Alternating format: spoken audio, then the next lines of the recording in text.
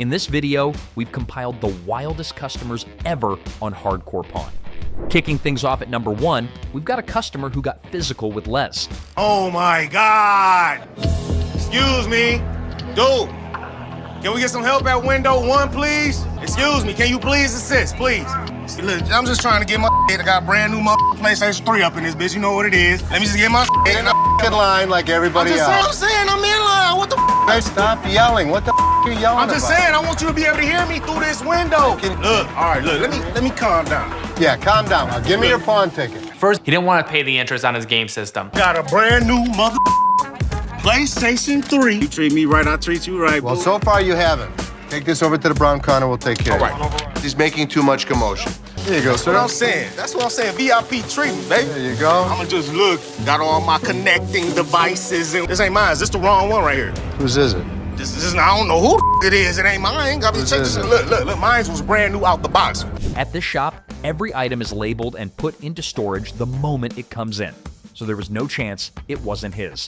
The guy was clearly trying to pull a scam, and Les saw through it right away. What is this? Yours. The minute he brought it in, we bagged it and labeled it. There's no question, this is his game system. This is not mine. Okay. Want your money back? I'm on my PlayStation 3. What you talking about? That is yours, sir. Bro, you gonna straight up play me like that? What y'all gonna run me? You got your goons, I got goons. I'm telling you, you gotta leave out this bitch sooner or later. Y'all better bring me my PlayStation 3. Don't ever threaten me. I'm telling you a promise, boy. Boy, get your hands up off of me, big fella. Straight the up, boy. Get your hands off of me right now. I swear to God, I call 30 goons up here right now. Call them. I call 30, 40 goons up here right now. You. Now get your ass out of here. Can you feel me? You ain't with me, boy. I belong this mother down in this bitch. I belong it down, boy. The moment his claim fell flat, he could have dropped it and walked out. But this customer chose drama over decency.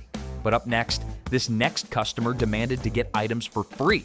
Man, I need to get about 6, 7 iPads, man, and 3, 4 TVs, man. Sure. Well, what kind of iPads are we looking for?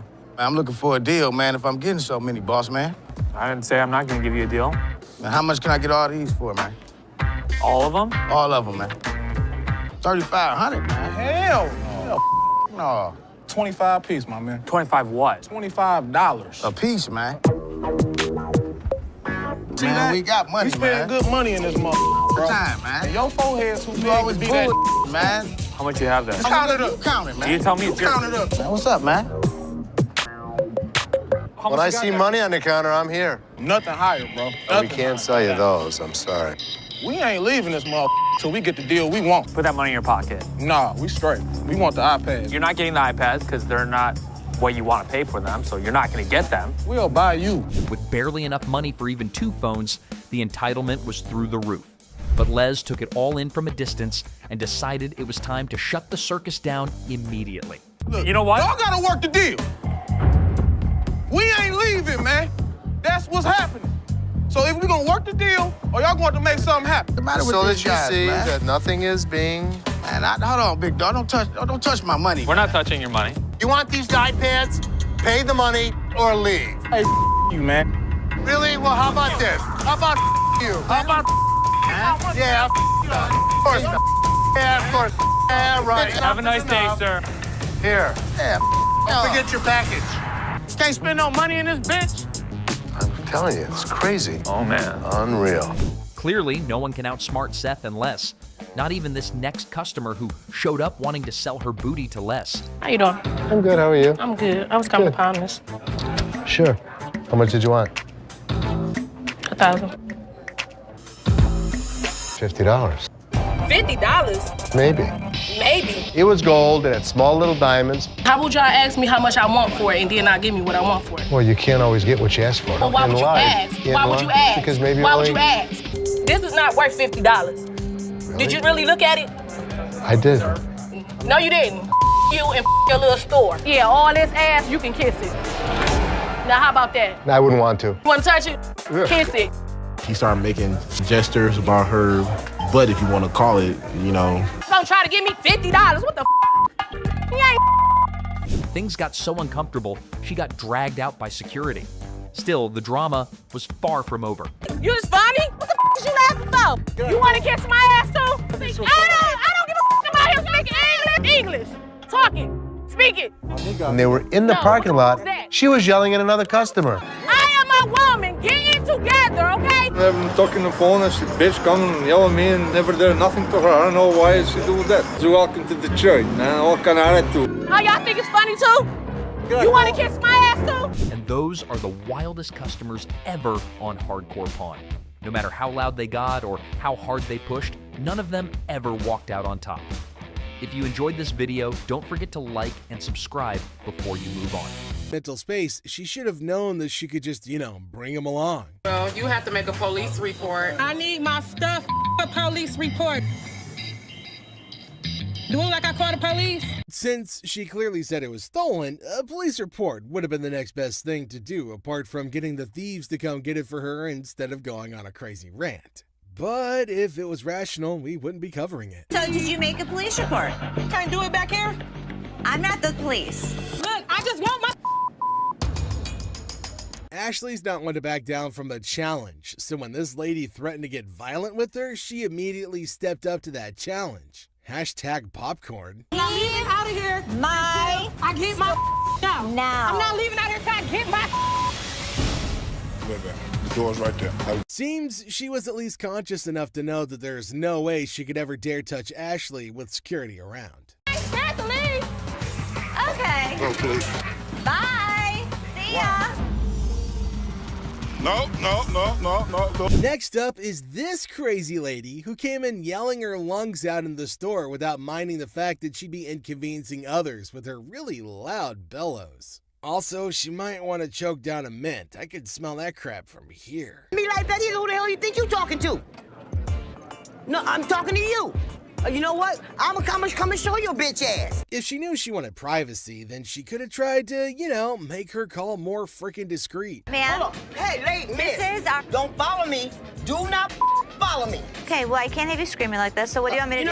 You know what? Hold on. Let me finish with this lady, because I don't know who the she is. When Ashley incessantly begged her, she finally decided to end the call. Unfortunately, that didn't stop her from continuing to yell at the top of her lungs. Some babies just need a bottle and a burping. Miss, get somebody to help me, please. What do you need help with? I need some help with my rings right Can you here. take off your rings? Wait, you just walking up on me, like, can you see my rings? I don't even know who you is.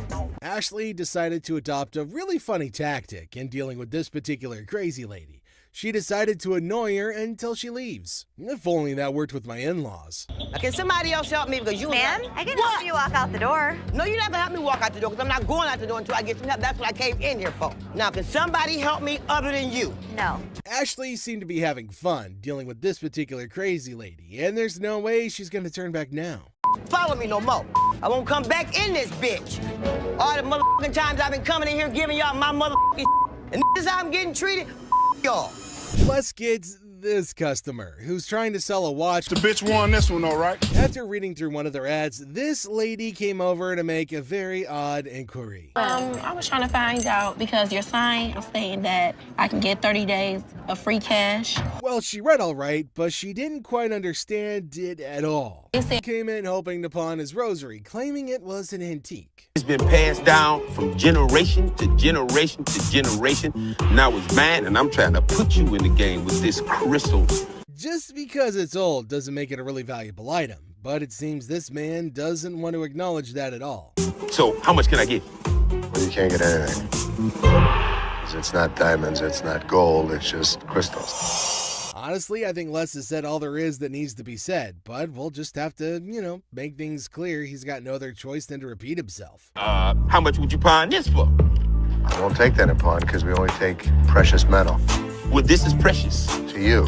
To me. With his demeanor through this whole thing, it's pretty clear at this point that this guy's gonna be trouble. Work something out, man. No, I can't take it, I'm sorry. Well, I think you need to work something out with me, man. Trying to strong-arm the poor guy isn't exactly the right way to conduct business.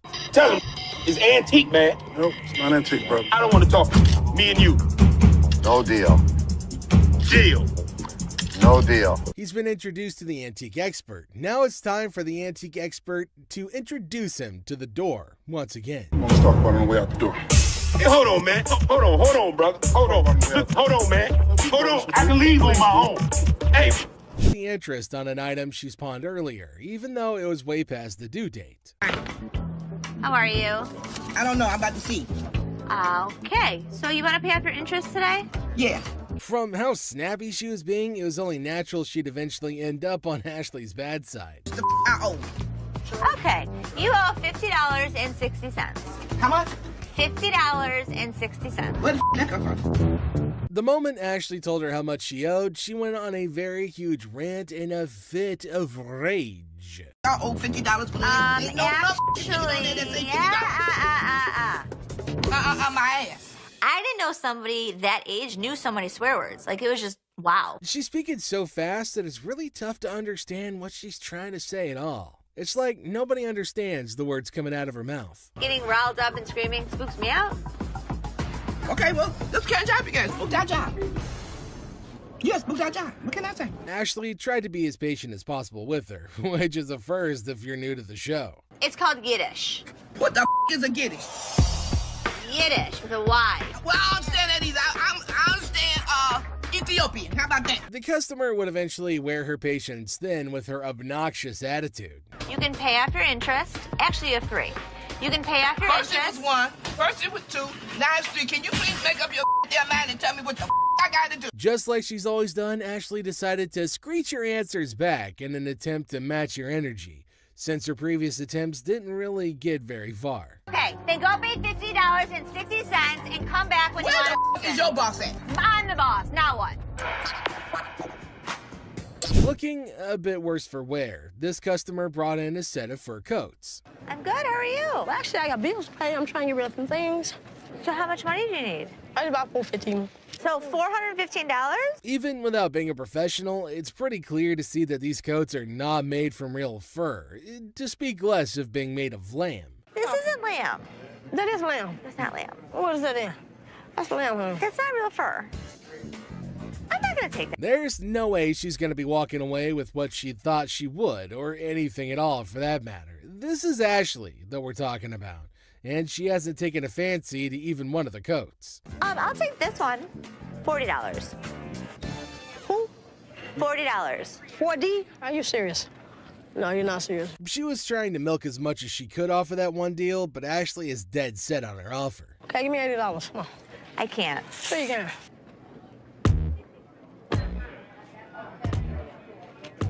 To make sure that things were cool, Byron decided to move closer, the big snuggle bear that he is. Big boy, I like big boys, yeah. You gonna climb up on you, huh? Yep. I say. Ooh, don't get scared now. Come on, Red Ride. What you baby? Who's that there? Of all the customers he's met, this lady's probably the first one who's walked out of the store in a very jovial mood. Come on, keep your eyes on prize. Yeah, baby. Took it. Yeah, daddy. This customer was trying to sell a piece of jewelry that didn't exactly hit the specific weight to make him eligible to get the amount that he wanted to sell it for. It doesn't weigh enough for us to take it. Ain't no gravity in my... That's a pretty bold request that he's made, especially to an employee of said store. He wants me to take my jewelry off and put it with his so I can give him more than $5. $5. I'm sorry. That's all we can go. We're just not interested. $5. We're not interested. Before he can hold everyone else up, Les manages to get him away from the window. Thank you. So I can't get, nothing for it? Nah. Ain't nothing gonna work? We're not interested. Ain't nothing go with it. I don't know what else you got to go with it. I ain't got nothing to go with. I'm asking y'all for something to go with it. Instead of just getting out of the store after all their business is over, this man decided to take a seat in one of the chairs in the store, which is a big no-no. No, he can go. I can't get a little bit from that. Hold on, man. Since he was being quite irrational, they decided to carry him out of the store, screaming and kicking. Can't get one. That's bull. That's bull.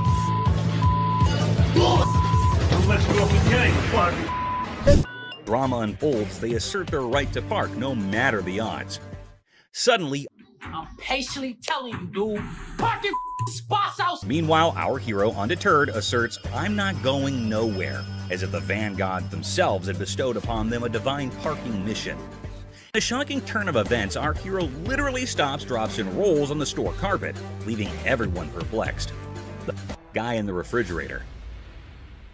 In this episode to Hardcore Pond, we are taken to the time when a crazy man entered the shop, and when no one was looking, he took refuge in the refrigerator for reasons unknown. Thankfully, this man had spotted the crazy man and went to Ashley and others to let them know.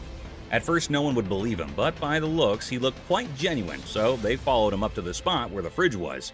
Still hardly believing the man, they went to open the fridge, and boom! The man was curled up inside, about to make the refrigerator its new cozy little home. I don't know what y'all doing over here. There's some mother in the refrigerator. What? The whole situation was so absurd that not a single person in the whole shop could believe that there was a whole person hiding inside there. Good thing that they have security in the shop, so the man got what he deserved. What the f are you doing? Fake earrings. Two sassy black queens strut into the pawn shop, flaunting earrings worth $350. The seller, bewildered, questions their cash craving. They snap back. How you doing? Good. I'm here to pawn these earrings. Okay. Honey, our financial drama is an Oscar-winning secret. The seller innocently inquires about the swearing, prompting the girl to unleash a verbal firework. Trying to get $350 for them. Why do you need the money? It's none of your business why I need the money. As he fumbles to record the chaos, he realizes these queens can turn from pawn shop patrons to drama divas faster than his slowest sale. Talk about a speedy emotional roller coaster. Why are you swearing at me? Because you asking me why I'm coming in here to handle my business. In the midst of the jewelry saga, it's a linguistic roller coaster. The seller's ears are bombarded with jewelry, loan me my money, and a kid-eating crisis. What does my sign say? Jewelry and loan. This jewelry, loan me my money. I got to feed my kid. The drama unfolds faster than a soap opera, leaving him nervously counting non-existent diamonds. Talk about a pawn shop sitcom. Man, you getting on my nerves, dog. How'd you get You ain't even looked at my Do you know that these aren't real? In the sizzling pawn shop showdown, the women insist their earrings are as real as their sass. The seller, sweating in the Lacote, tries to diplomatically handle the diva duo. It's a battle of bling, attitude, and a heat wave, all under the watchful eye of leather-clad thermometers. Comedy gold. How the you gonna tell me just by looking at my that they not real? They're not real. As the Queen of Sass declares her exit, she throws shade like confetti. Insults rain down, targeting the seller's wrinkled-up hair and questionable fashion choices. With a parting shot about a jury and long bow ass, she exits, leaving the pawn shop in stitches and the seller questioning his life choices. I ain't leaving this till you give me my money. I need my mother hair did. Coloring book. Ashley enters confidently, challenging authority. Seth tries to manage the chaos. Tension rises as they clash, leaving everyone puzzled. Don't come in here thinking that you know everything in Earth. Like, I didn't know you should anything. go off and like run back to Hawaii where you bought that shirt. Unearthed Gems, a JFK coloring book from '62, and a Frank Zappa one from '82. Mom's surprise drawer is found. Now, the shop's in for a laugh, unraveling the tale behind these quirky relics. Hello. Hello. I have a John F. Kennedy coloring book from 1962 and a Laugh out loud scene as the seller confesses to buying a Frank Zappa coloring book at 25, never cracking it open. Now, with 3 daughters in college, it's a hilarious quest for cash. The quirky relics become the center stage for a funny exchange in the pawn shop. So why do you want to get rid of it since you loved him so much?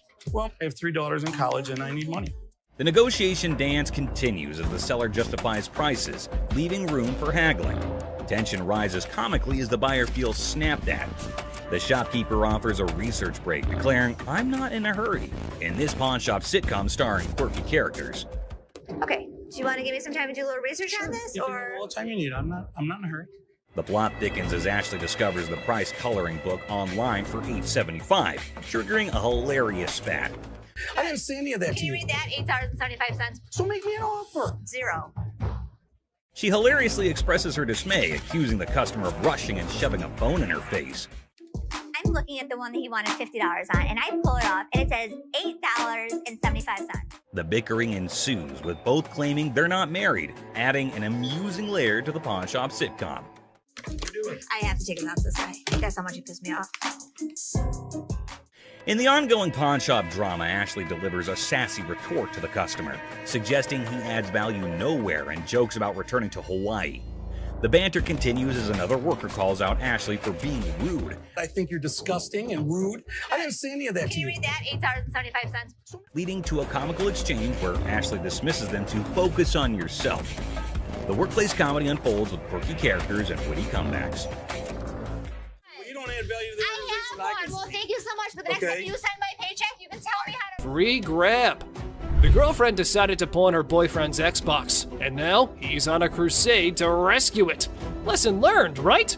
Pawning is such a brilliant way to solve everything. My girlfriend, she came up here and she got rid of my Xbox 360 and I came up here to get it back. Okay, you get the ticket? No, I can tell you. No cash. On the receipt, it says no cash refund. One more problem that's really key to this whole thing. These are fake. Everything got off to quite a normal start until the lady customer was asked about the receipt. Yeah, apparently she was looking for a pass on that. Talk about being delusional. 2 options. You pick whichever option you want. You can leave. No, I ain't going up where. Second option is you can get the receipt and then Ain't no finish receipt. listening. It ain't no receipt. Finish listening. No. It's time to leave. I'm not going nowhere. It was like a verbal storm. As far as her reaction goes, well, let's just say it was quite the showstopper. Let's see how Ashley handled the situation. This is Joe. How you He's doing, gonna show Joe? you to the front door. Wait a minute now. Get your hands off. I guess Don't you're mind leaving. touch. I'll be back. I'll be back. See you then. Little ass baby, you need to go get fair right quick. Con artist. Card. In a sadistic twist, a customer enters waving a $100 bill, claiming it's for bail. Oh boy, let's see what she has on her buying list. Let me see this right here. This will be good. Okay. This one. This is really pretty. Okay. That's really pretty. It's really pretty. Good on you. That one's 100. 100. I'll take it. Okay. So this woman falls in love with an item, but you would not believe how she decides to pay off. What a classic move of pawn shop antics. It's a $100 gift card. These are not our gift cards. What would you call it? It These says are preferred customers. Right. So these are VIP cards. A gold card allows you discounts on the sales floor. You can't swipe this card and apply $100 on it. Seems like this woman had her fast one playbook already at the pawn shop. But hey, who can predict the wild escalations life throws our way, right? Somebody want to buy a preferred gift card? You have got to get out. Y'all better get this lady because I ain't got Yo, nothing. please, Yo, listen. nobody don't got time for this. Yo, get this old ass lady. You better get my mother. Looking for a boyfriend. A girl visits the pawn shop on the hunt for her beloved boyfriend. Can you guess where she might find him? Oh, you got it. It's none other than the store itself. Talk about a stroke of genius. I'm sorry, but who are you? Just get him for me. And so what's this regarding? He's my boyfriend and he's not paying child support. You're his girlfriend? Yes, I need him. So don't you have a cell phone number? Could you just get Chad, please? I do have a Chad that works here, but I don't have time for this today. Our girl meets Seth, who's in a funny mood today. Get her ready for a humorous encounter that'll surely make you laugh. It's time for some entertainment. Come on, grab Chad for me. His lovely girlfriend's here. Like, I got all day to just be wasting my time. This young lady would like to see you. That's not him. Y'all playing games with me now? That's Chad. No, that's not. Then I don't know. I know who I sleep Chad. with. What? This lady is out of her mind. Well, apparently, lady, they've got the wrong Chad, so you better take your business elsewhere. Or you've just started looking like a scammer. It's going nowhere fast. Oh, you're talking about Chad, the tall guy with the waves. Yeah, Chad. He just went outside. He's right out there. Y'all want to sit here and play with me? If this was Chad's girlfriend, I have one piece of advice, Chad. Run away. Where the he at? Watch that. Tressa, the ex-employee, decides to stroll back into the pawn shop with a Rolex watch in tow. Guess what? It's the one her boyfriend paid for. The guy that bought it for you disputed the credit card. No, he didn't. Here, I can put him on the phone for you. Hold on, Tressa. He did dispute it. He's never been paid for the watch. I can give you a loan today for $1,000, but Things heat up quickly between the ladies as Tressa and the shop owner engage in a fiery exchange. How about we skip everything to the dispute paperwork? They mailed him a piece of paper to close the dispute. do you have the form on you? No, but I can call him. Okay, so when you get the form, I can give you a loan for the $1,000 on the watch. So I can give you the loan for the $1,000. That's stealing. Disputed. It's not fully paid for right now until we receive the paperwork. You're wrong right now. Now, let's all hope she can gather her dignity and retrieve that slip to claim her hard-earned cash from the pawn shop. It was time for a little redemption. Let's do the $1,000 loan, and then I'll be back with the paperwork. Honest to God, you are so wrong. Not a nice person. That's nice to say to your, how old are you? Look how you're treating me in front of my kids. Can only afford 10. Now she shares personal struggles as a single mom. They agree on a $5 down payment with the rent. As Ashley assists the customer to her car, the customer accuses her of scamming Ashley, bewildered by the accusation, and even offered her a job. The situation ends with some confusion and disbelief. Continue not to go smoothly for Ashley as she faces the wrath of an impatient customer. Despite her attempts to redirect, the customer insists on bypassing the line. Now Ashley, cornered by absurdity, attempts to salvage the situation with humor and fails miserably. Hi. How you doing? Good, how are you? This like chinchilla to you? How much did you spend? Do you remember that? There was a lot of cash, a lot of money. Okay. I didn't sell you this. You sold No. me this. Ashley faces a furious customer. The customer, seeking a chilla scarf, discovers that he's been bamboozled with the bunny instead of the luxurious chinchilla that he desired. Grip, it's not a handshake, it's a ton of cash. Do you have your receipt? I don't have a receipt.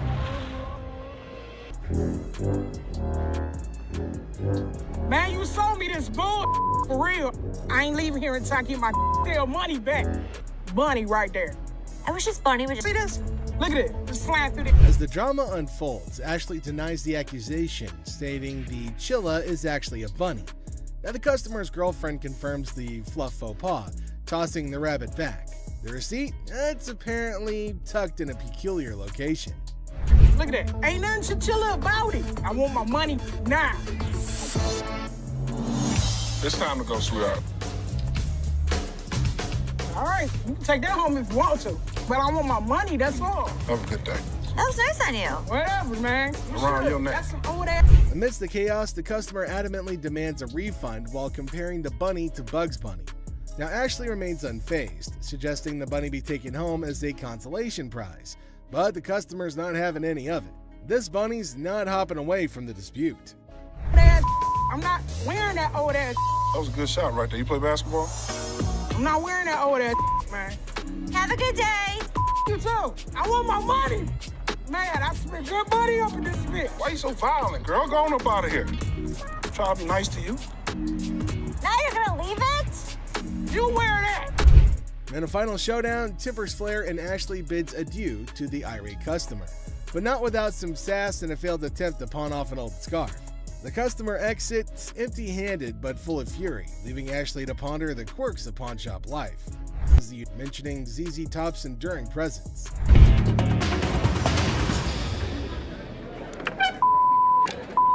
Have a good day. So much. You do. You know, I couldn't. ZZ Top is still in Detroit. And an unexpected twist, an irate man drops and breaks an item. Tempers flare and Les kicks him out, declaring, "Get your ass out of here." Now, their retort is drowned out by Les emphasizing that they're taking care of business. Detroit's toughness showcased in a humorous security job offer. Care of business, baby. I know that's So, right. if you need security job, you come and see us. People in Detroit are tough. She showed them. You people. Wrapping up the chaos, Les confidently asserts that was taking care of business, baby. Now he cheekily invites anyone needing security in Detroit to come their way. The scene ends with Les asserting Detroit's toughness, leaving us all entertained and maybe questioning our own security needs. I can go $10. $10. $10, yeah.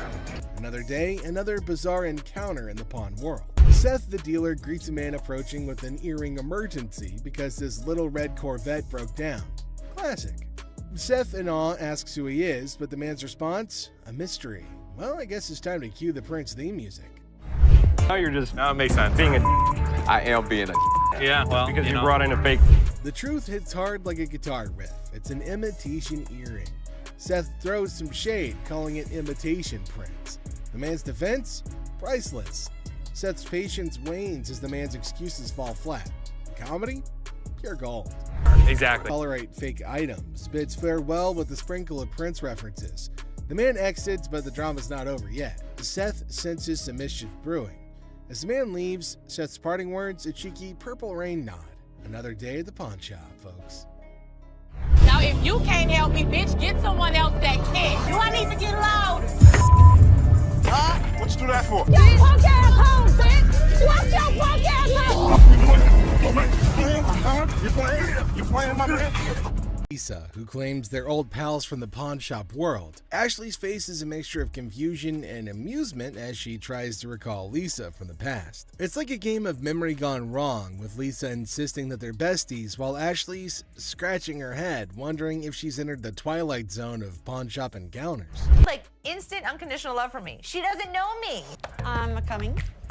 Lisa's affection for Ashley kicks into overdrive, leaving poor Ashley feeling like she's in an episode of a pawn shop soap opera. Lisa's suggestion of exchanging numbers adds a sprinkle of awkwardness to the mix, like a sitcom scene gone awry. I do like you. No, you lied. I mean, it's just a suggestion.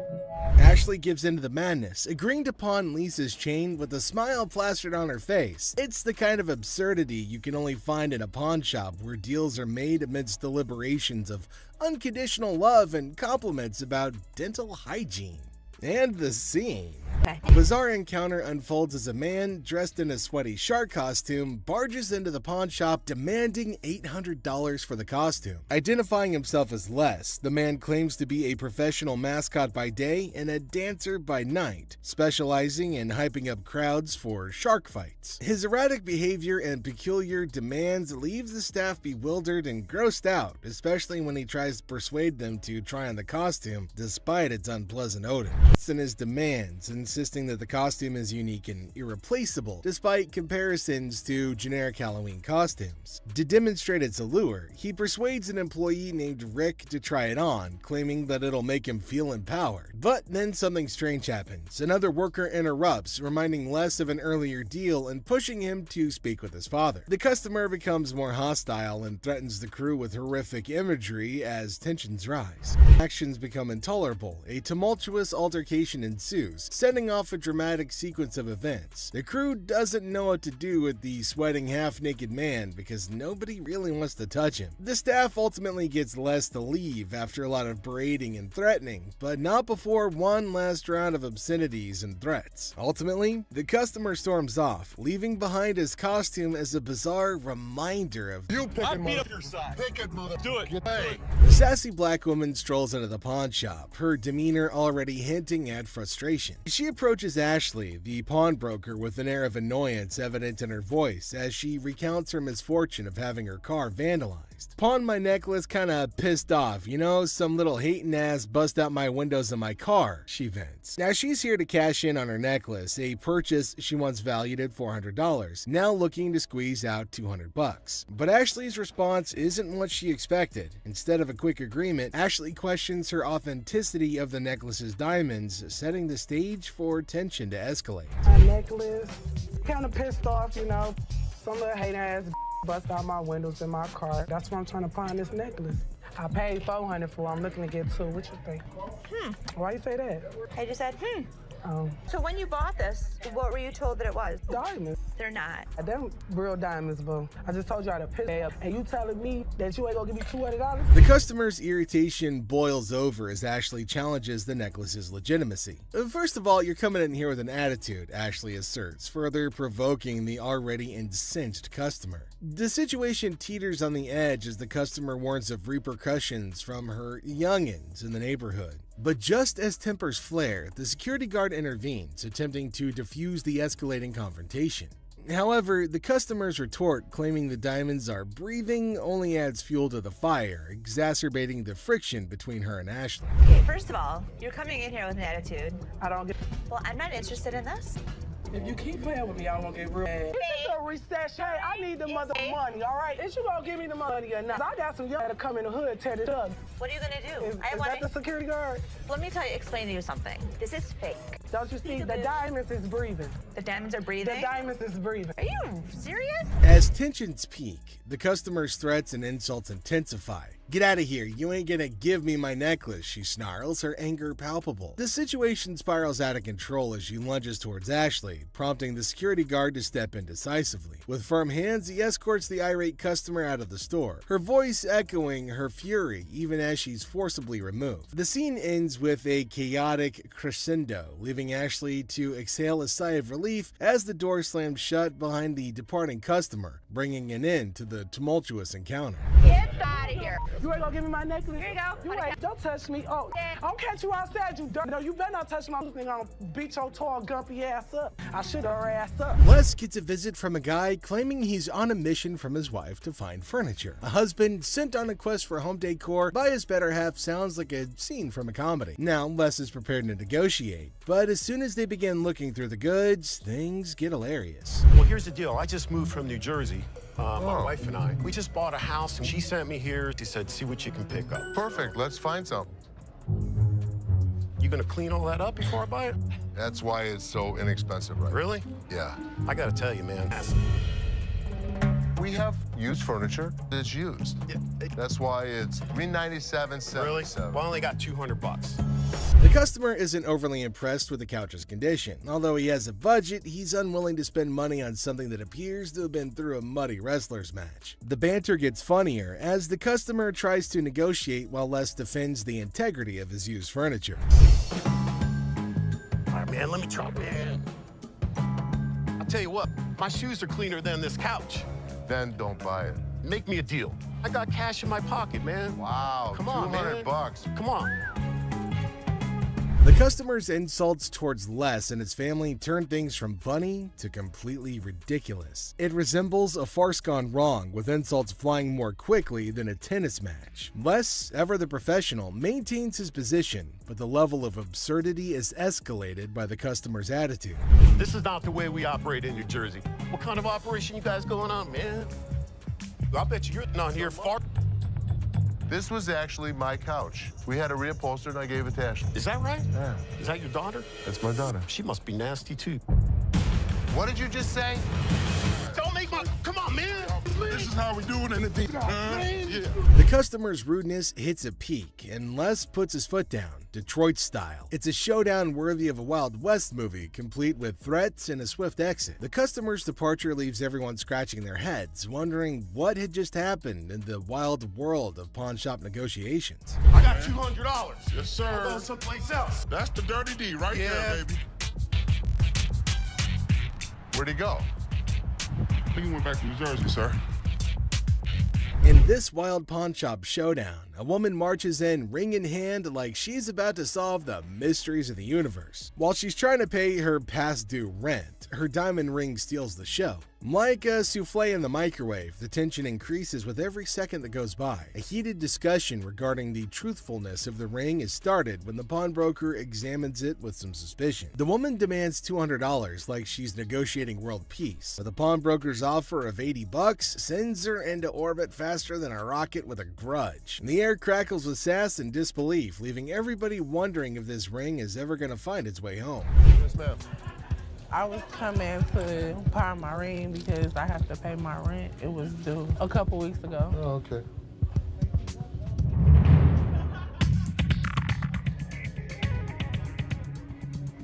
Why you keep looking at my ring like $80? $80. I'm not just about to let you have this for $80. And I paid $500 for this ring. I mean, what, you want the studs on my lip or something? But I'm saying you gonna give me $200 though. That's the only way I'm gonna. So you gonna give me $200 or not? The woman drops a bombshell just when you think the drama's reached its climax. She hasn't given up her ring for pennies. She challenges the pawnbroker to either pay her $200 demand or face the repercussions. It's similar to seeing a high-stakes poker match, but with more bills that are past due and, lip studs. The standoff reaches its zenith in tension greater than that of a family-sized lasagna, and everybody's left wondering who's gonna blink first.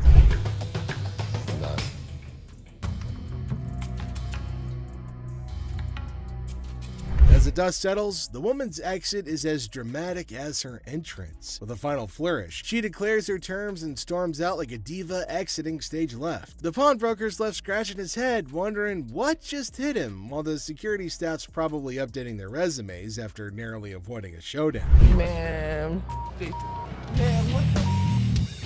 She can go. She can go. Thank you. This woman could not keep control of herself. I don't know what the hell her problem was. I don't accept that kind of behavior.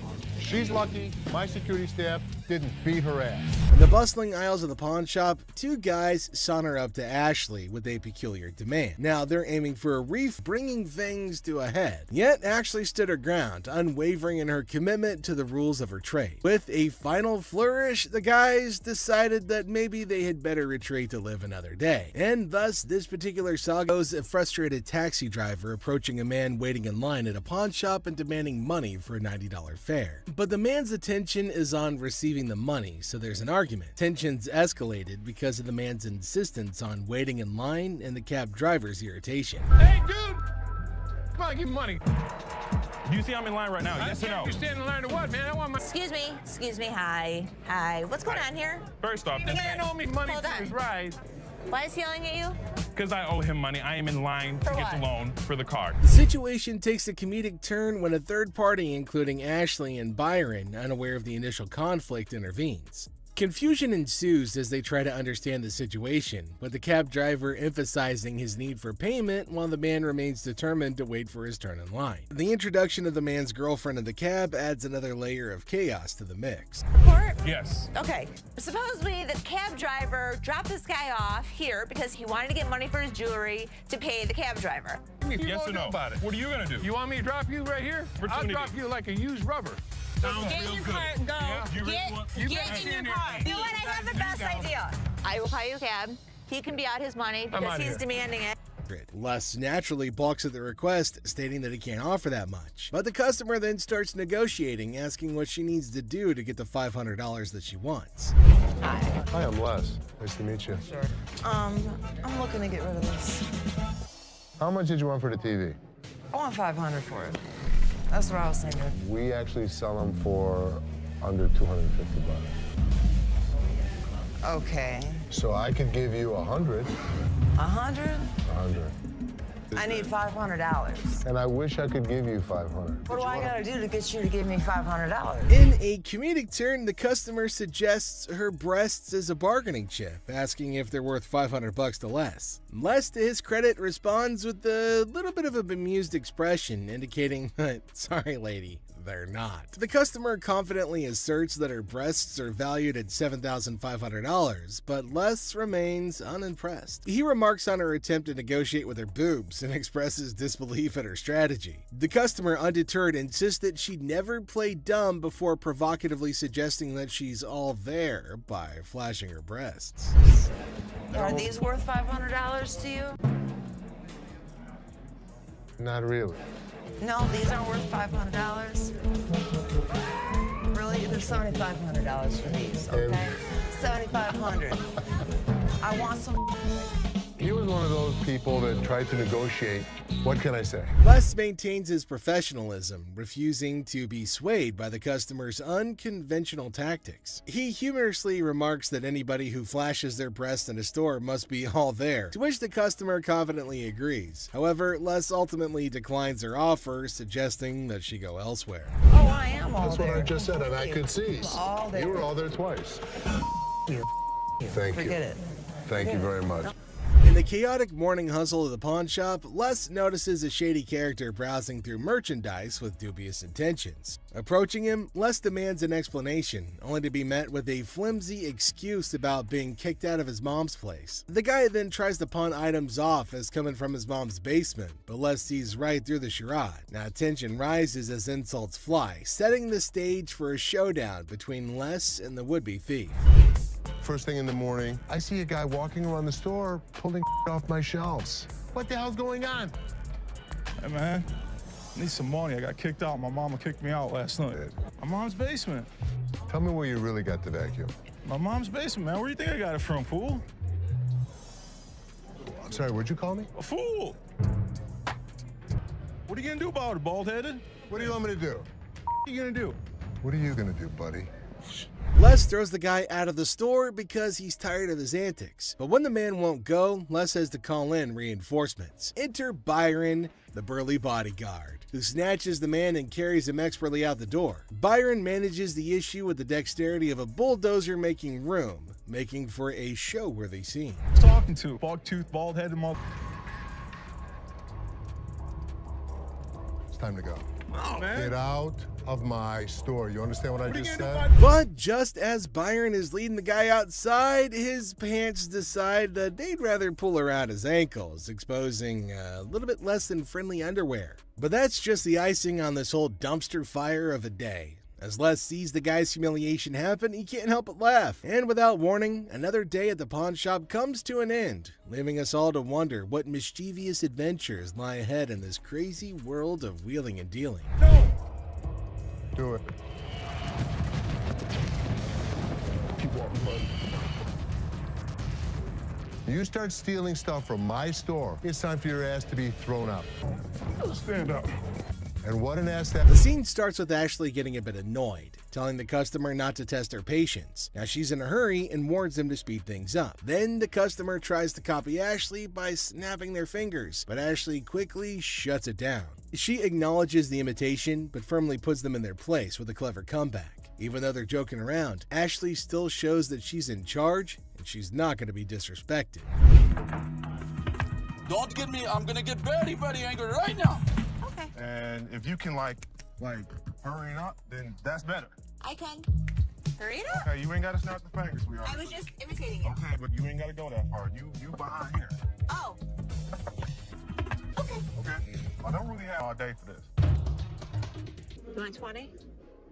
I want 40. Things escalate when Ashley catches the customer imitating her again. This time, she's not as amused. With a mix of annoyance and humor, Ashley tells her to knock it off. She's not playing around anymore. Finally, she wraps things up with a funny twist, saying goodbye with a playful fake travels instead of the usual safe travels. It's a perfect ending, showing Ashley's authority and humor all in one. Are you imitating me?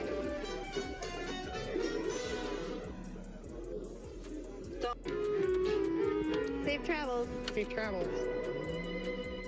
The customer, hopeful for a good deal, brings in an item to pawn. Despite his expectations, he's offered only $20, leading to frustration and disbelief.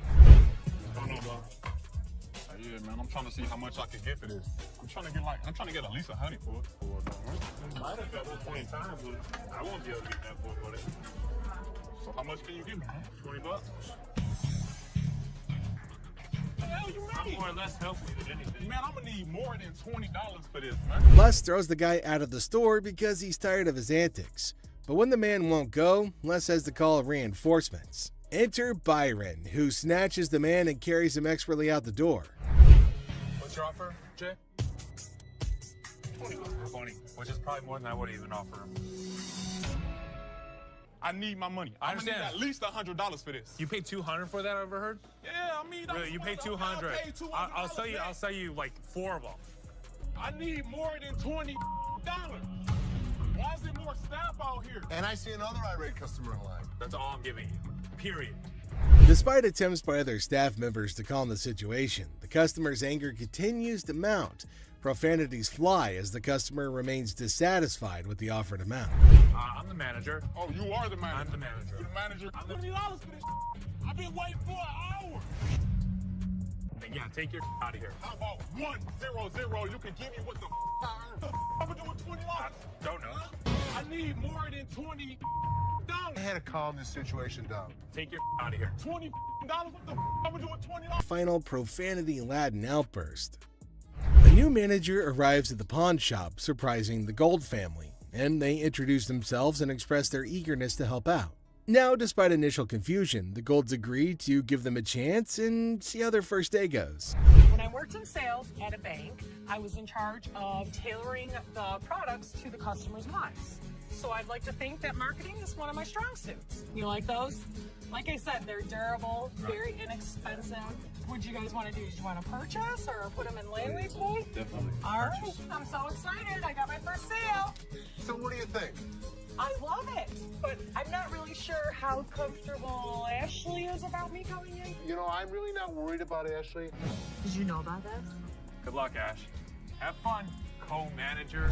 The new manager showcases their sales skills, confident in their ability to tailor products to customers' needs. Despite their apparent enthusiasm, several family members question the comfort level and suitability for the position. We go from 9 to 12. You'll never get what you paid for. You're probably right. Here, why don't I just move away? What is he doing? He's teaching her the business. Is he trying to take over? They're not going to get more than $1,500 anywhere else. I can guarantee that. Great. Wow. The new manager and this customer are currently negotiating prices over a deal. And while the new manager insists that the deal's a good one, tensions start to rise as the customer questions the offer. Meanwhile, the Golds observe the situation with uncertainty.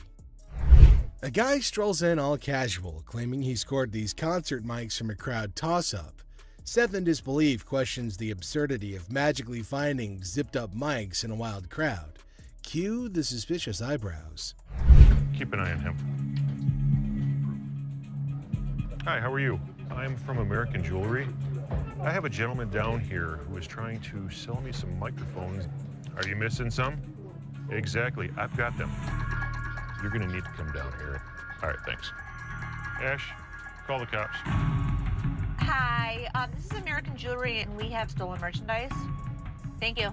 Seth gets into detective mode, calling the venue to verify if they're missing any mics. Well, turns out they are. Cue the dramatic music and the plot thickens vibes. How much were you looking for?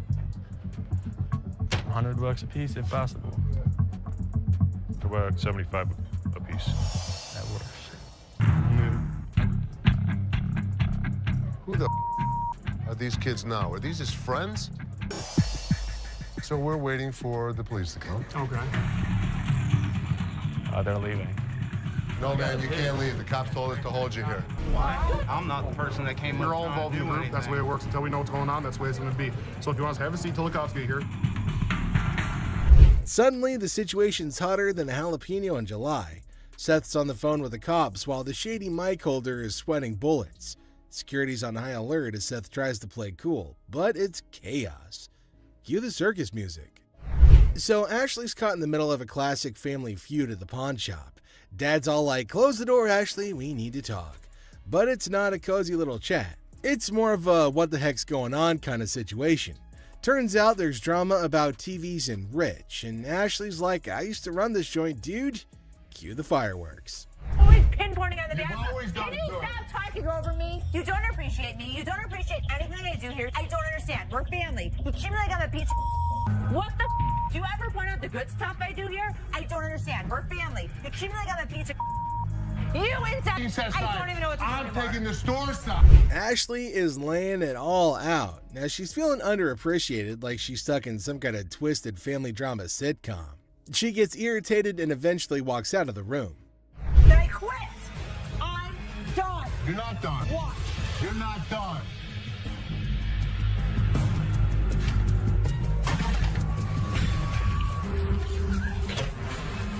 Ashley, one last time. If you walk out that door, don't ever come. What just happened? Ashley just quit. She walked out that door. She's not happy with the way we treat her. I cannot deal with it. I'm out. I don't care what he says to bring me back. I'm done. When you allow your emotions to run a business, it's the worst thing she could ever do. You're gonna lose. But if you thought that was it, there's another surprise twist as Ashley drops a bombshell openly declaring that she quits and that she's done, and then she pieces out, leaving everybody in shock. But Les is stuck scratching his head, wondering what the heck just happened. But Ashley has made up her mind. Emotions run wild and business gets a kick in the gut. Classic pawn shop drama. Get ready to chuckle as we witness an overenthusiastic customer diving headfirst into negotiations with Ashley over a watch. With all the finesse of a bull in a china shop, he throws out a laughable offer of just $75. Ashley, ever the comedic genius, bats it away with a playful smirk. But hold on to your hats, folks, because our customer isn't done yet. He dramatically ups the ante to a jaw-dropping $599 despite the watch being worth nowhere near that amount. Our intrepid negotiator isn't about to back down. With the confidence of a superhero, he insists that this watch is worth its weight in gold. Quite literally. He even flaunts a fat stack of cash, convinced that he's about to seal the deal. But Ashley, bless her heart, isn't buying it. She keeps a straight face as our customer sails further into the sea of absurdity, refusing to cave to his outlandish demands. Now hold on to your sides before they split, because things are about to get even funnier. As our customer cranks up the theatrics, Ashley's amusement hits an all-time high. With a twinkle in her eye, she gently reminds him that the watch isn't exactly a crown jewel. But our negotiator, bless his delusional heart, won't take no for an answer. Ashley keeps her cool, relishing every moment of this And now the moment we've all been waiting for, the finale. Our customer's frustration approaches a boiling point, but Ashley, ever the queen of comedy, doesn't miss a beat. She continues to milk the situation for all it's worth, leaving our customer red-faced and defeated. And just like that, he storms off, leaving us in stitches as he hilariously fails his attempt at negotiation. Next up, we've got a furniture fiasco as a man discovers a one-of-a-kind table, only to have their excitement interrupted by another customer demanding that they vacate the throne. But the first customer's not moving. Get your ass over and shut up. Get off that bed. No, I ain't getting no. Get off that bed. What the you gonna do, baby? Who do you think you are to talk to me like Bro, that? if you let me, I'll be slapping that ass.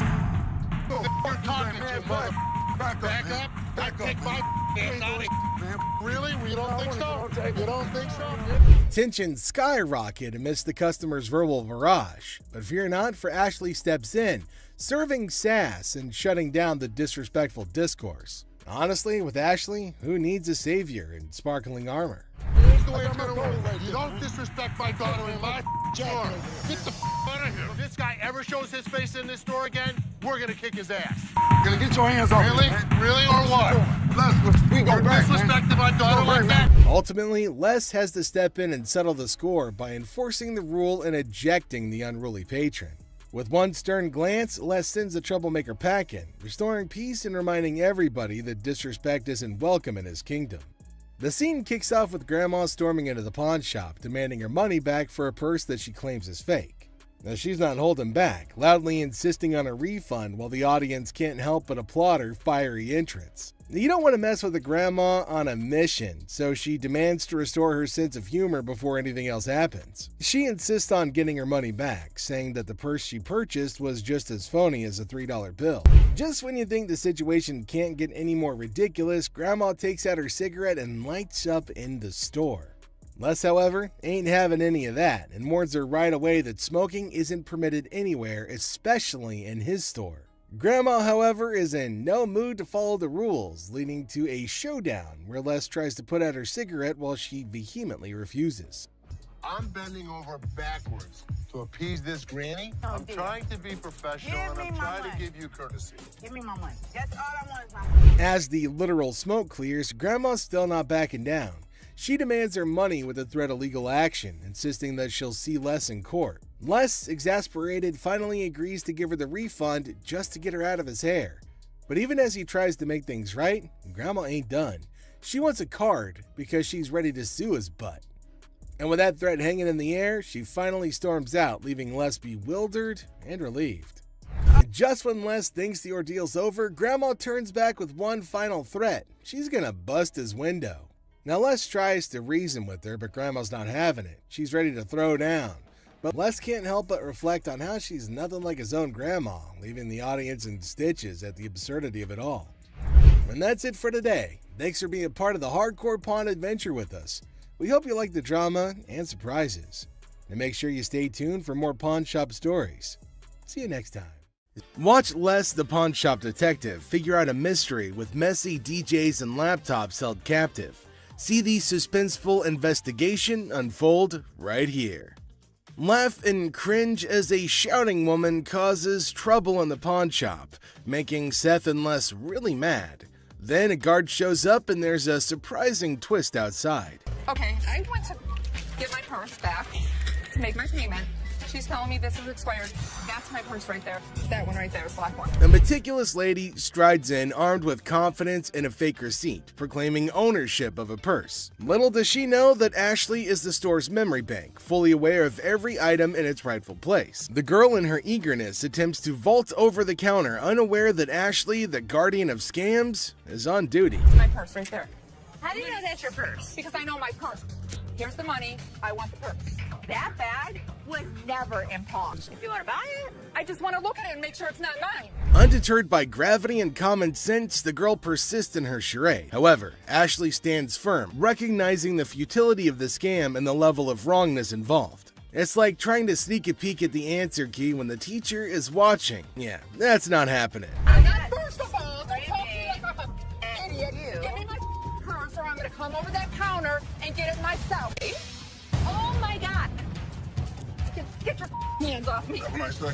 Let's go. Walk yourself out, yo. You. With a swift resolution to this failed escapade, the girl finds herself unceremoniously escorted out of the store. Lesson learned. Ashley's scam radar is always on, and jumping over counters won't get you far in this pawn-filled drama. Enter the family feud. Ashley drops the bomb on her brother Seth, calling him a hypocrite. But why? Well, he casually throws around $880 for a painting, while Ashley, according to her, can't even snag a deal for $30. Sibling dynamics at their finest. And does Ashley confront Seth about the apparent double standards? She probes into the intricacies of spending $880, questioning how bad it could be. Seth, in classic sibling fashion, argues that his purchases are all about resale value, a concept he conveniently forgets when it comes to There's two guys out here that are saying they were scammed out of their laptops, and that whoever did it is working with one of our guys. You want to come out and talk to him? All right. Thank you.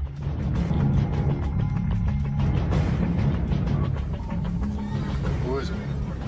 Les is hit with some unexpected news. A few guys claim that they've been pawned by a girl from the staff. Les, ever the detective, approaches the situation with a mix of suspicion and humor, wondering aloud if he's either unintentionally swindling customers or if bizarre customers have taken up a new form of thievery. Tell me. She pawned 2 of our laptops, and she told us she was gonna bring them out to the back. Some of it, yeah. Okay, wait. You pawned something? Yes, she had to take it to When her did you pawn it? Today. Today. She Okay. had to take it to her. And the money? Yes. These two kids come in and talk about have some girl pawned 2 laptops. The plot thickens as 2 disheveled DJs step into the scene, laptops held hostage. The atmosphere turns somber as the weight of the situation sinks in. It's a strange occurrence that has everyone wearing expressions of confusion and concern. Les, with his seasoned cool, casually queries about the laptop's ownership, revealing they're registered under the mysterious girl's name. Split the money 3 ways, and one of my employees was gonna walk it out the back door. Either this is a new way for my employees to steal from me. To contact the owner because we want to. I am the owner. I'm just trying to switch the ticket so she can't have them. And it's in her name. No, that's why I wanted to know if I can't do it. The tension rises, but Les doesn't crack under pressure. Maturely handling the situation, he asserts that he needs the lowdown to work his magic and get those laptops back where they belong. It's a pawn shop mystery, and Les is the detective determined to unravel the peculiar case of laptops and loyalty. Tame a woman at the counter. Let's see what she's gonna come up with. Is she asking for free money? I think she might possibly be mad, though it is kind of funny that she's got enough courage to come up and ask for money without investing anything. Now, the lady at the counter frowned and asked her if she paid or not. Intriguingly, she hasn't paid anything, but she's still asking for money. And to make matters worse, she started shouting at her. Everyone around started looking at her, wondering what the hell was going on. Seth and Les get a little furious as everybody's just standing around trying to figure out what's going on. She started bullying her, but the lady tried to explain to her again that she misunderstood the agreement and they're not just gonna give her free cash. But this lady's just not listening to anybody. Well, Seth then enters, so who knows what's gonna happen now, the whole document or not, and she was not listening and constantly started fighting, and now they're all having an immense fight. Everybody around is watching and laughing at him. Well, the guard had to go and break everything up. Well, at least they're all gonna get treated the same way, especially the one who created the mess. Pretty sure they're gonna hold him up and throw him out. And there they go, they're still shouting and fighting with each other. each other as well. They were sent outside and they started beating on each other, holding each other by their hair and poster. But what's it for? He came to Seth and the other man and showed them this poster. Now it feels like they're interested in it and there might be a handsome deal between them. Detroit Lions players had signed. Did you drag it in? Make a difference to sign? 200. He asked for $200, but no, it's not going to be a good deal, and they told him to leave. The man in need got a severe shock and held up the poster thinking. Les again said that they can't pay more than $100, and after some time of quietness, they agreed to the deal. Finally, the happy deal was made.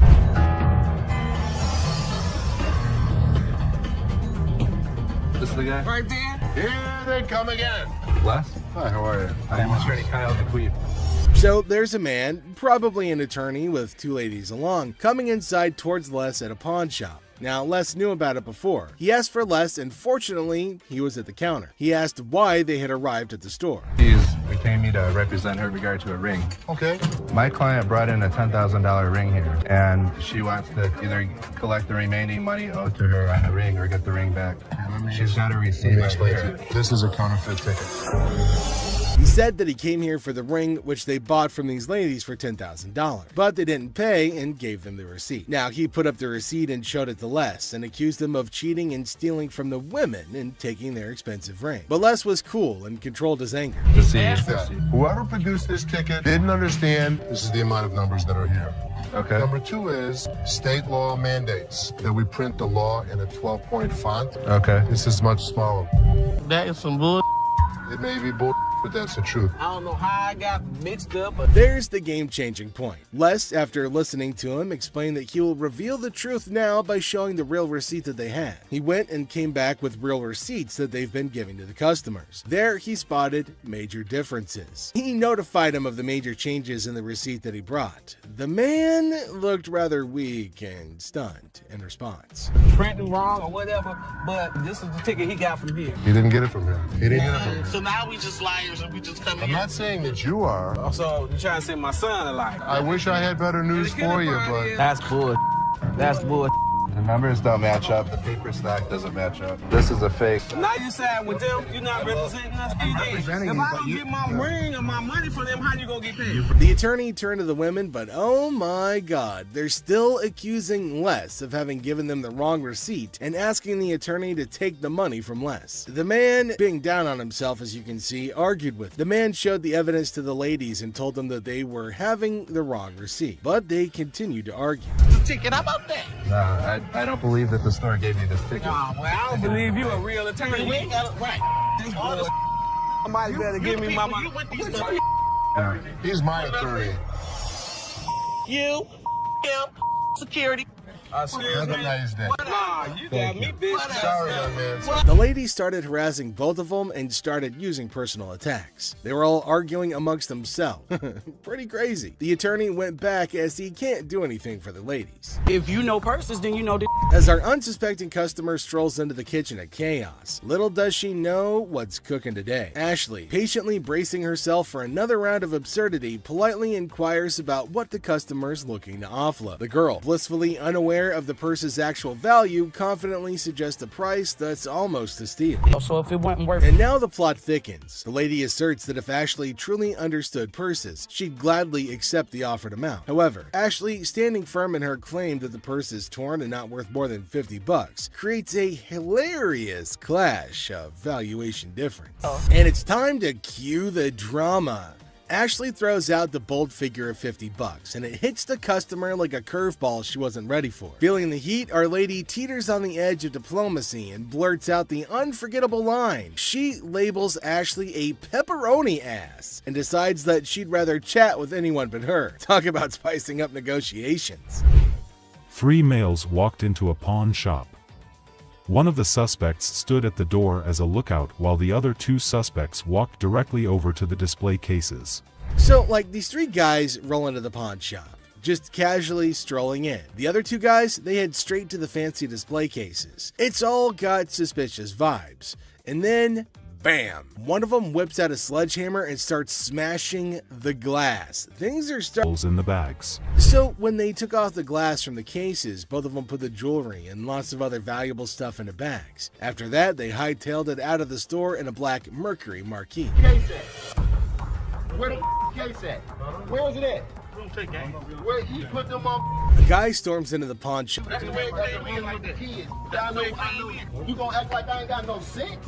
He's accusing us of taking games out of his unit. Look at the ticket. It never said with game. The atmosphere gets even more intense as the guy accuses the pawn shop of stays calm. He tries to talk sense into the upset customer, especially with a big event coming up the next day. I know how to walk.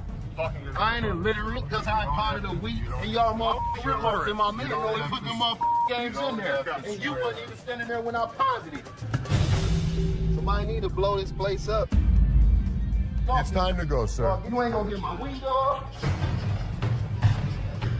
I'm not. Let go.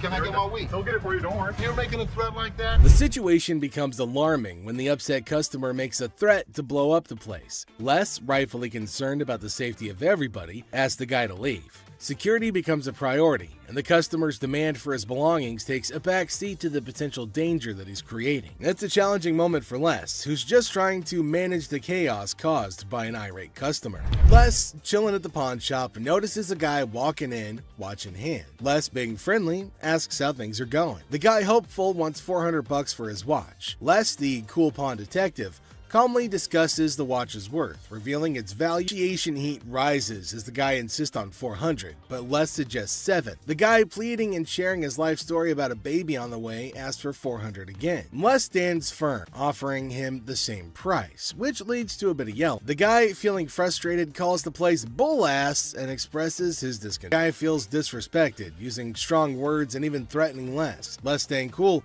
suggests maybe he should have been given $400, hinting at a broken lamp that needs payment. The situation gets intense, with the guy considering if he should have taken. The guy, still upset, leaves the shop, but not without some fiery words. Les reflects on the encounter, realizing maybe he should have given $400 to avoid the chaos. The drama ends, leaving. I'd like $500 for it. Why? Why? Because I need it. I got you. 2 DUIs. A person walks into the pawn shop, catching Les's attention. Things start getting interesting right away. The person wants $500 for a ring and shows it to Les. Les, being curious, asks where the ring came from and why they want to sell it. The person gets $500, but it's not real. I know it's worth $500 and you're going to give me $500. Well, actually, this was gold, but it was brass. It had no value. I understand. You have court issues. The problem is, I need $500 for it. I'm sure you do. Man, I don't know why. Give me something for it. I can't give it to you. I'm sorry. Give it to me anyway. Man, you can give me something for it. No. You give me something Just don't for feed it. on the glass. This guy was drunk. You give me that ring back. Give me that. It's the. I ain't going nowhere. Man, get away from me. Yeah, I go. You man? In the midst of the ring discussion, a security guard quietly enters, taking a position behind the customer. The customer, desperate, pleads with Les to give him something for the ring, but Les, staying true to his detective skills, rejects the plea, emphasizing the ring's fake nature. Les, sensing trouble, comments that the customer seems drunk, adding another unexpected twist to the escalating situation. As the rejection sinks in, the customer, unable to contain his frustration, sits on the floor, declaring that he won't leave. The tension peaks as he becomes increasingly aggressive. The guard steps into action, forcefully dragging the defiant customer out of the store. But despite being escorted out, the customer continues to yell and make a scene. Oh boy.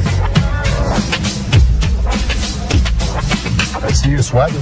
Yeah. Must be hot outside. No, I was doing karate outside. You're doing karate? And judo. I'm Bruce Lee's sister. Really? Yeah. As the door jingles, a woman strolls into the pawn shop rocking winter clothes in the summer heat. Now she's chatting with Les, teasing him about the sweltering weather. She even claims to be a martial arts pro, throwing around Bruce Lee's name. The banter kicks off with a request for a karate move demonstration. She said she was Bruce Lee's sister. So what you got? The atmosphere takes an unexpected turn when the woman unveils a unique item, a mysterious fox mink. Les, unfamiliar with such creatures, engages in a lighthearted conversation to understand more about this fox mink. The woman, with a hint of mystery, reveals her intention to sell it. A mink fox? I don't know. I'm not into animals. Fox. I've heard of fox. I've heard of mink. So fox mink. Did you want to As the conversation unfolds, Les dives into the details of the fox mink, trying to grasp its worth. The woman shares anecdotes about the origins of the item, painting a vivid picture of its history. Les, playing the role of the detective, subtly negotiates and gathers information to figure out the best deal. Sell it. How much did you want for it? $50,000. The encounter concluded with the woman deciding to part ways with her fox mink. Les, using his seasoned charm, finalizes the deal. The quirky tale of the winter-dressed woman and her unique pawned item adds an unexpected twist to the usual pawn shop routine, leaving both parties with a memorable experience. Woman comes in to sell me a high-end bottle of liquor. Ma'am, I'm Is that what you're saying? You have no respect.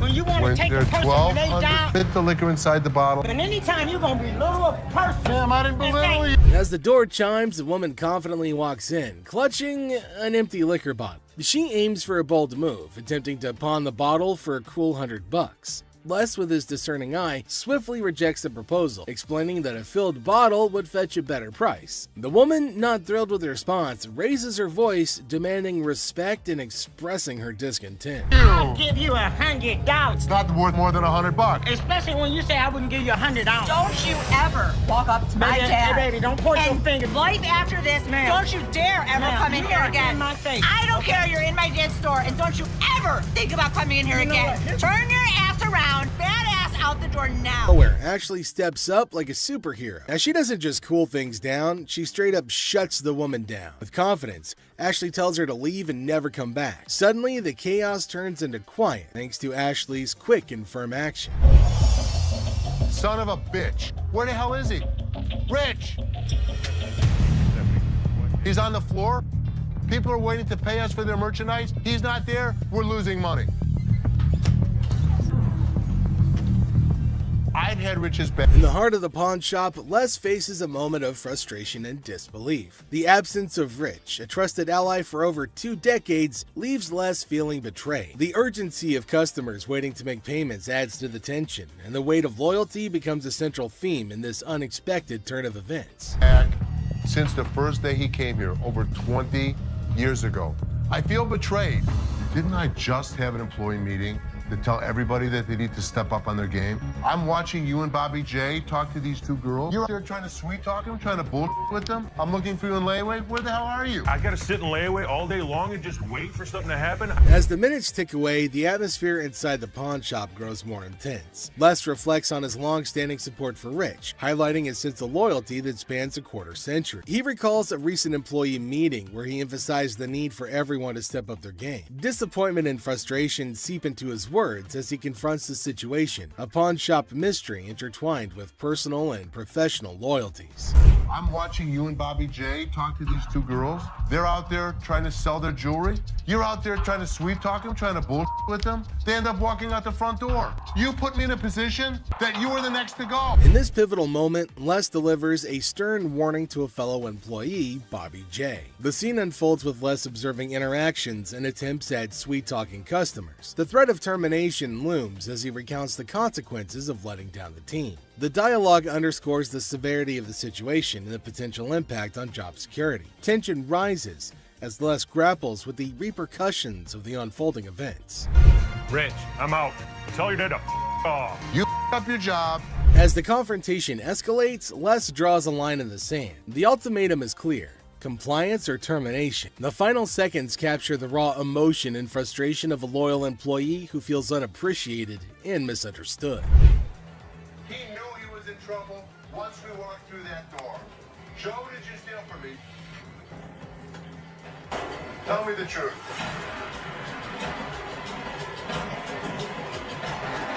Inside the pawn shop, a sense of trouble looms as the head of security, Joe, faces a difficult moment. The air is heavy with anticipation as accusations are laid out. In a tense exchange, the truth emerges when Joe admits to stealing. The weight of the admission sets the stage for the unraveling of a trusted employee's actions. The detectives call in uniformed officers to put the cuffs on. And then he reaches into his pocket and pulls out an assortment of jewelry.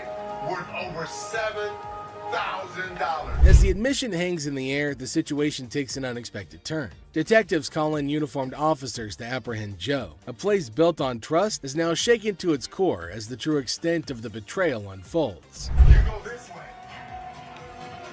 This is my loyalist boy, my head of security, guy that trusts me. The arrest unfolds and reality sinks in for the pawn shop owner. The disbelief is evident as a devoted employee, the head of security for the previous 3 years, is carried away in handcuffs. The emotional weight of the betrayal is clear in the owner's voice, which expresses the anguish of putting trust in someone who later proved dishonest. If he was, he could be anyone.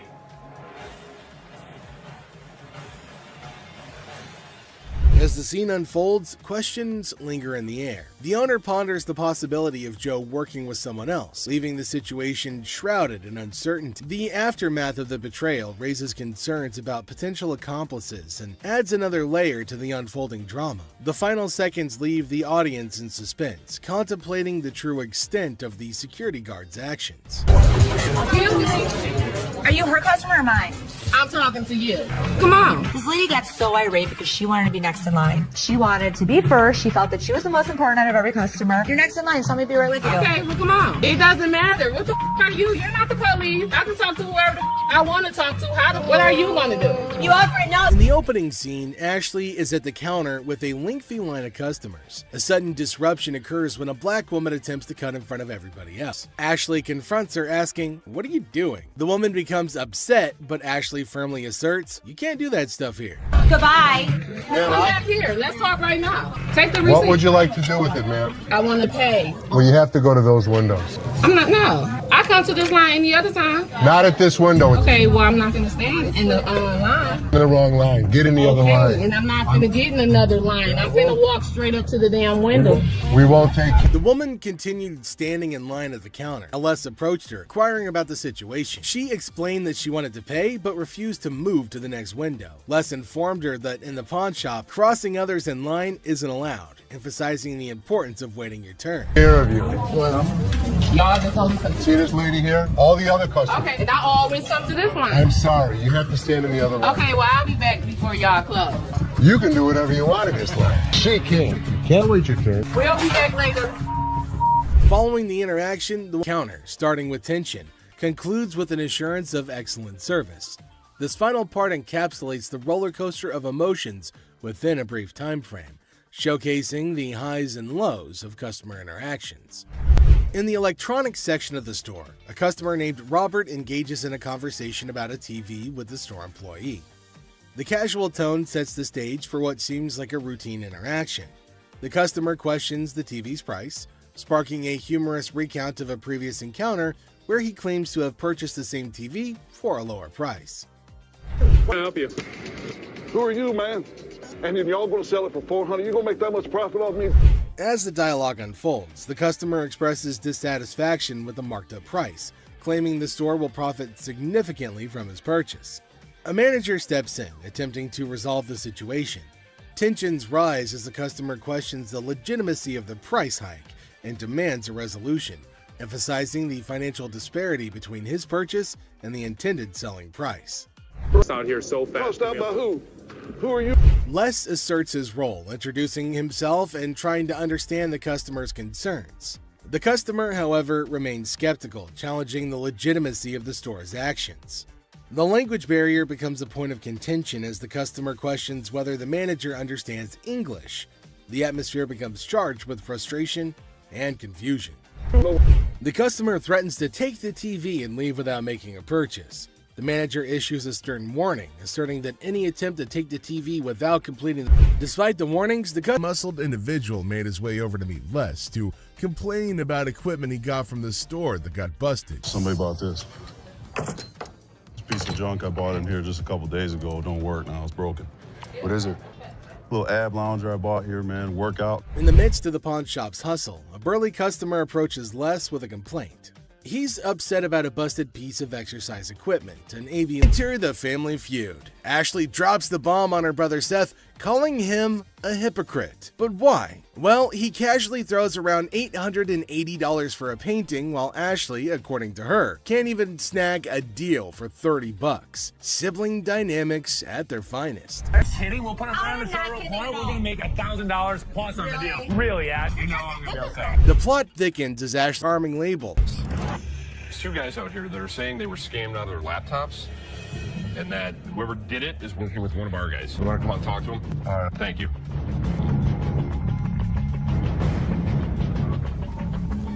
Who is it? Les is hit with some unexpected news. A few guys claim that they've been pawned by a girl from the staff. Les, ever the detective, approaches the situation with a mix of suspicion and humor, wondering aloud if he's either unintentionally swindling customers or if bizarre customers have taken up a new form of thievery. Tell me. She pawned 2 of our laptops, and she told us she was gonna bring them out to the back. Somebody again. Okay, wait. You pawned something? Yes, she had to take it to When her did you pawn it? Today. Today. She had to take it to her. And the money? Yes. These two kids come in and talk about have some girl pawned 2 laptops. The plot thickens as 2 disheveled DJs step into the scene, laptops held hostage. The atmosphere turns somber as the weight of the situation sinks in. It's a strange occurrence that has everyone wearing expressions of confusion and concern. Les, with his seasoned cool, casually queries about the laptop's ownership, revealing they're registered under the mysterious girl's name. Split the money 3 ways, and one of my employees was gonna walk it out the back door. Either this is a new way for my employees to steal from me. To contact the owner because we want to. I am the owner. I'm just trying to switch the ticket so she can't have them. And it's in her name.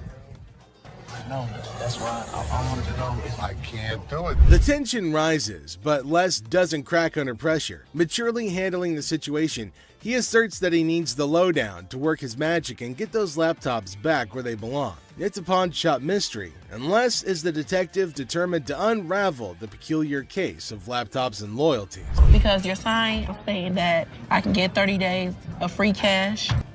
If you're a new customer with us, first 30 days, you can get interest-free loan. You only pay $1 for storage. But it's saying if I brought a friend with me that I can get 30 days of free cash. It's for an interest-free loan. Okay, so there came a woman at the counter. Let's see what she's gonna come up with. Is she asking for free money? I think she might possibly be mad, though it is kind of funny that she's got enough courage to come up and ask for money without investing anything. Now, the lady at the counter frowned and asked her if she paid or not. Intriguingly, she hasn't paid anything, but she's still asking for money. Holy shit, what's wrong with some people? You're just misreading it. No, you're misreading it. That's not what the y'all sign is saying, bitch. It says I get free cash for 30 days in this month. You're not getting no free cash. Where does it say that? Who told you to get it? You did. I'm not talking to you. I need my cash. I need my cash. It says it right here. Free cash. Oh, and to make matters worse, she started shouting at her. Everyone around started looking at her, wondering what the hell was going on. Seth and Les get a little furious as everybody's just standing around trying to figure out what's going on. She started bullying her, but the lady tried to explain to her again that she misunderstood the agreement and they're not just gonna give her free cash. But this lady's just not listening to anybody. Well, Seth then enters, so who knows what's gonna happen now. I brought my friend with me. If you get a loan and you refer a friend, you can get 30 days, interest free. That doesn't mean we're just gonna hand you cash. What do you have to pawn? Come on now. You don't have to job. I'm Don't screaming. Can you read? Read what No, it says. can you read? I can read. I can read. People was waiting to get her. You don't have to pawn. Shut the Les entered and asked her whether she read the whole document or not, and she was not listening and constantly arguing and pointing to them as if they had done something wrong. Meanwhile, other women decided to intrude, and oh my god, it's gonna be funny. Looks like they've all decided to have a fight in the pawn shop. Wonder how that's all gonna end. And it looks like Les is gonna join in too. The other woman that just jumps in the middle. You gotta get that blind. People didn't get out of the you gotta go.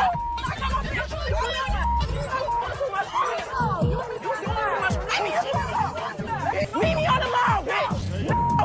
Leave me on the lawn, bitch. I'm from the way, bitch. All you need to do as Reed. Now see, the other women get in and start shouting at her as everybody behind her was waiting for her to get out of the queue. So they started fighting, and now they're all having an immense fight. Everybody around is watching and laughing at them. Well, the guard had to go and break everything up. Well, at least they're all gonna get treated the same way, especially the one who created the mess. Pretty sure they're gonna hold him up and throw him out. And there they go, they're still shouting and fighting with each other as well.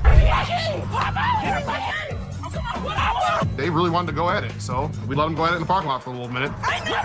All I saw was ass cracks and elbows. They were sent outside and they started beating on each other, holding each other by their hair. Man, they beat the crap out of each other, and people around them were just watching and waiting and having a curious but funny conversation about their nonsense. Talk about a hella cringe episode.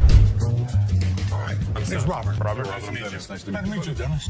Yeah, I got an item here. Might be interested in. Okay, so there's a guy coming into the pawn shop with something in his hand, maybe a poster. But what's it for? He came to Seth and the other man and showed them this poster. Now it feels like they're interested in it, and there might be a handsome deal between them. Detroit Lions players had signed. Did you drag it in? So during the flood, I seen it down there, and that's when I pulled it out. She went down there and she supported these people, and while she was walking the picket line, she would gather signals. I just got on the picket line because I'm on strike right now myself. We've been on strike for almost 3 months now. $1,000. He started describing the poster that's mainly about the protest of people in history, and it's got lots of signs of well-known people and has got a lot of worth. He explained everything in one go and demanded a heavy amount for it as it was really valuable to him. Seth told him that it's got some stains on it, and it's no doubt the same poster of historical strike, which made it worthy, but for him it might make a lot of difference. And further. Value? Let's make a deal. $75. 200. Nobody in life is ever gonna offer you more than us. According to Seth, he asked for $200, but no, it's not going to be a good deal, and they told him to leave. The man in need got a severe shock and held up the poster thinking. Les again said that they can't pay more than $100, and after some time of quietness, they agreed to the deal. Finally, the happy deal was made.